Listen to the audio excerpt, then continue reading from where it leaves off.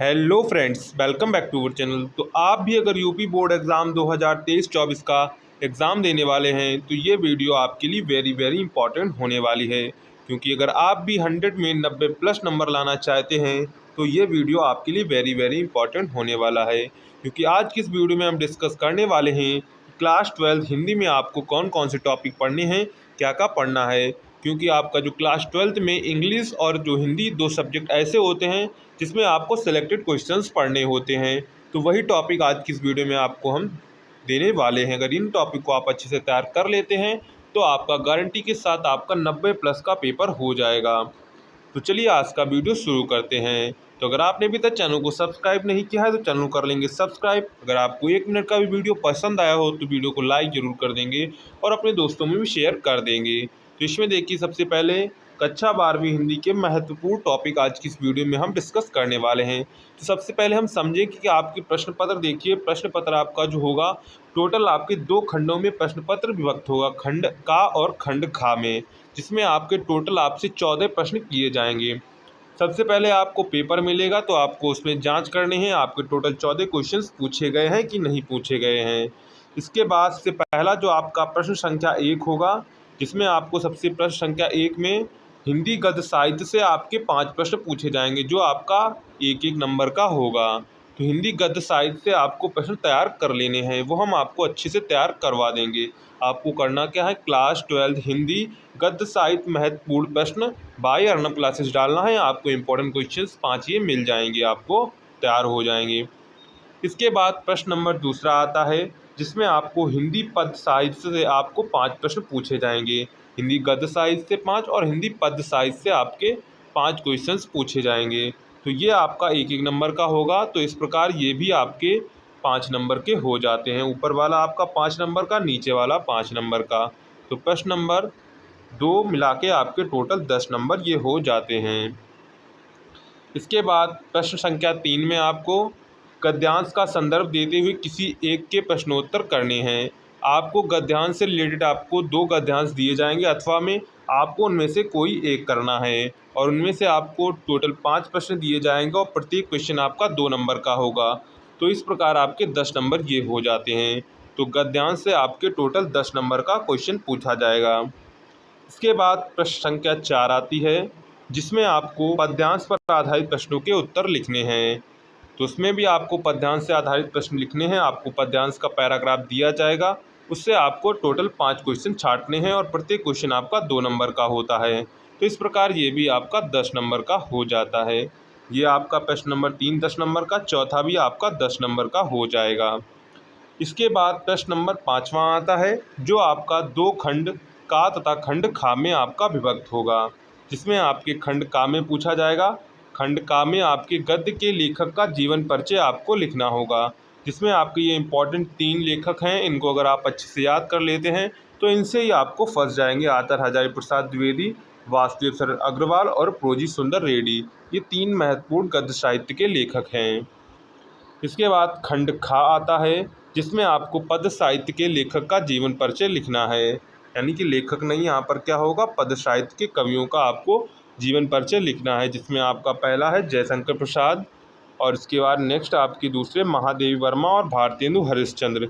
ये 3 आपको इन्हें याद कर लेना है अच्छे से। इसके बाद प्रश्न संख्या 6 पर आते हैं। तो प्रश्न संख्या 6 में देखिए, आपका कहानी का सारांश अथवा कहानी के प्रमुख पात्र का चरित्र चित्रण कीजिए। तो आपको कोई एक कहानी अच्छे से याद कर लेनी है, उसका सारांश आपको अच्छे से याद कर लेना है, और प्रमुख पात्र जो है उनका चरित्र चित्रण आपको एक कहानी का बिल्कुल एक्यूरेट 100% आपको याद होना चाहिए।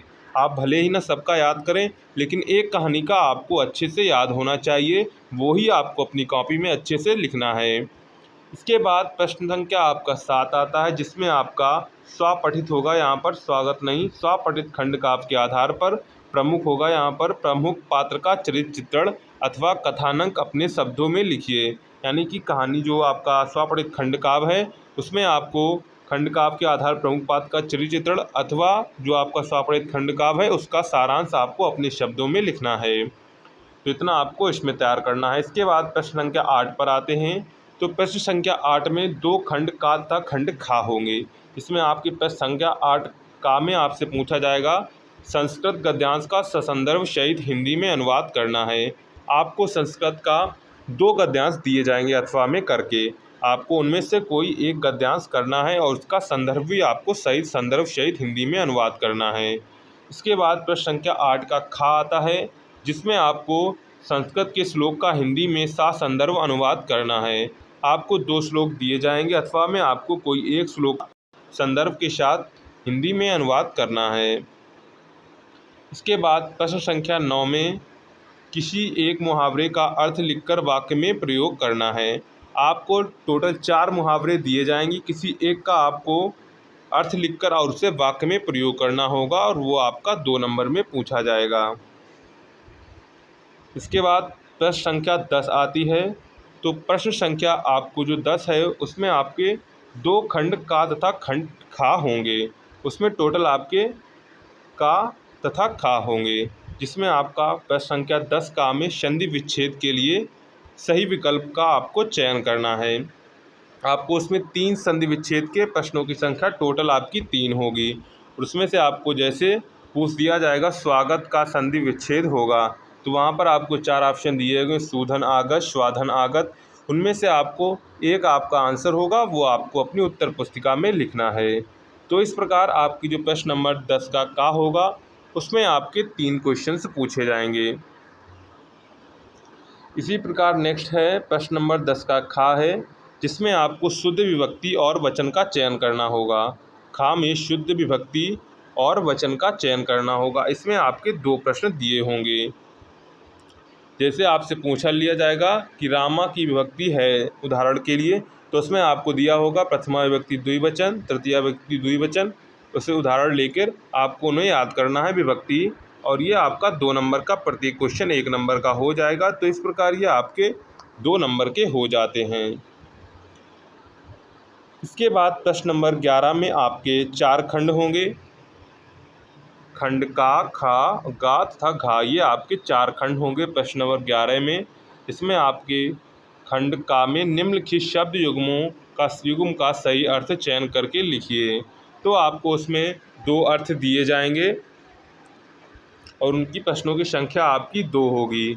उनको आपको शब्द युग्म में सही अर्थ चयन करने हैं और उनको अपनी उत्तर पुस्तिका में लिखना है। वो भी हम आपको शब्द युग्म वगैरह पर्यायवाची जो सब रिलेटेड हैं 12th का और 10th का जो है सभी का हम इम्पोर्टेंट क्वेश्चन सभी सीरीज कराएंगे, तो आप लोग वहाँ पर उसे देख सकते हैं। इसके बाद नेक्स्ट है निम्नलिखित शब्द युग्म में से किसी एक शब्द के 2 अर्थ लिखिए। तो उसमें से जैसे गोद, तो गोद का आपको शब्द युग्म लिखने हैं। ये पर्यायवाची शब्द नहीं होते, ये समानार्थी शब्द होते हैं। क्या होते हैं? समानार्थी शब्द होते हैं, उन्हीं को आपको लिखना होगा। और ये आपका एक क्वेश्चन आपको 4 दिए जाएंगे, उनमें से किसी एक को आपको उसमें करना होगा। इसके बाद निम्नलिखित वाक्यांशों के लिए एक शब्द का चयन कीजिए। जैसे रात्रि में विचरण करने वाला, निशाचर। तो इस प्रकार के आपके जो सही शब्द का आपको इसमें चयन करना होगा। आपको टोटल इसमें 2 क्वेश्चंस दिए जाएंगे, उन 2 क्वेश्चंस को आपको करना है।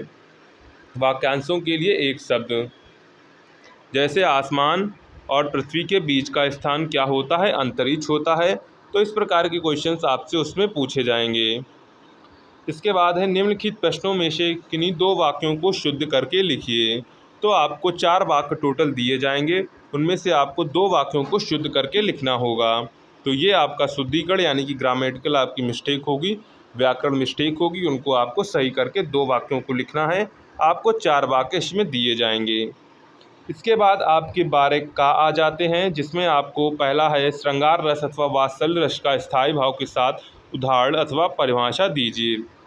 तो इसमें आपको जितने आपके सिलेबस में रस दिए गए हैं उन रसों को आपको अच्छे से तैयार कर लेना है और उनके स्थायी भाव के साथ उदाहरण भी आपको याद होने चाहिए, क्योंकि ये जो आपके सिलेक्टेड नंबर होते हैं ये आपका 2 नंबर में पूछा जाएगा। इसके बाद 12 खा आता है, जिसमें आपको यमक अथवा रूपक अलंकार का लक्षण और उदाहरण लिखिए। तो यमक और रूपक अलंकार यानी कि आपके जितने भी सिलेबस में अलंकार हैं उन्हीं को आपको लक्षण और उनका उदाहरण सहित आपको याद होना चाहिए। ये भी आपका 2 नंबर में आपसे पूछा जाएगा। इसके बाद गा आता है, जिसमें आपको लिखा है चौपाई छंद अथवा सोटा छंद का मात्रा सहित लक्षण तथा उदाहरण लिखिए। तो आपके सिलेबस में जितने आपके छंद दिए गए हों 4 या 5 होंगे छंद, उन्हें आपको अच्छे से याद कर लेना है। और उनको अगर आप अच्छे से याद कर लेते हैं तो यह भी आपका 2 नंबर पक्के हो जाते हैं। इसके बाद जो क्वेश्चन नंबर 13 है, ये आपको शिक्षा ऋण प्राप्त करने के लिए बैंक प्रबंधक को आवेदन पत्र, ये इम्पॉर्टेंट टॉपिक है। ऋण प्राप्त करने के लिए आपको शिक्षा से संबंधित ऋण प्राप्त करने के लिए बैंक को आवेदन पत्र कैसे लिखना है ये आपको आना चाहिए। अथवा में आपको अथवा में दिया गया है तो आप अथवा वाला करेंगे या फिर दोनों में से कोई एक कर सकते हैं। अथवा में है, नगर में अतिक्रमण की समस्या के निवारण हेतु महापौर को पत्र लिखिए। यानी कि नगर में आपके बीमारी की समस्या है अतिक्रमण यानी कि संक्रमण की समस्या के निवारण हेतु महापौर मिस होता है महाधीक्षक जो वहाँ के जिलाधिकारी हों उनको आपको पत्र लिखना है। तो उस पत्र को आप कैसे लिखेंगे आना चाहिए। इसके बाद जो आपका लास्ट क्वेश्चन बचता है जो आपका 7+2 यानी कि 9 नंबर का आपसे क्वेश्चन पूछा जाता है, जिसमें आपको निम्नलिखित में से किसी एक विषय पर अपनी भाषा शैली में निबंध लिखिए। ये इंपॉर्टेंट आपके जो ऐसे हैं इन्हें आपको अच्छे से याद कर लेना है, जैसे पर्यावरण संरक्षण की आवश्यकता, महामारियों के संबंध में जागरूकता के उपाय, मेरे प्रिय उपन्यासकार, भारतीय कृषि की समस्या एवं समाधान, विद्यार्थी जीवन में अनुशासन का महत्व। ये जो आपके 5 इम्पॉर्टेंट टॉपिक्स हैं ऐसे से रिलेटेड यानी कि निबंध से संबंधित, इन्हें अगर आप अच्छे से तैयार कर लेते हैं तो इनसे ही आपका निबंध फंस जाएगा पूरा। तो इन टॉपिक को आपको अच्छे से तैयार कर लेना है। तो इस प्रकार आपका जो हिंदी के 14 इम्पॉर्टेंट टॉपिक थे इनको ध्यान में रखकर अपनी परीक्षा की तैयारी करेंगे तो आपको अच्छे से आपकी परीक्षा हो पाएगी और आप 90+ नंबर स्कोर करने तक पहुंच सकते हैं। तो ये आपका पूरा फुल पेपर का पैटर्न था, किससे क्या पूछा जाता है, कितने कितने नंबर का पूछा जाता है, ये सभी आज की इस वीडियो में हमने डिस्कस कर दिया है। तो चलिए, अगर आपको जानकारी पसंद आई हो, वीडियो पसंद आया हो तो वीडियो को लाइक कर दें, चैनल को सब्सक्राइब कर लें। मिलते हैं नेक्स्ट वीडियो में।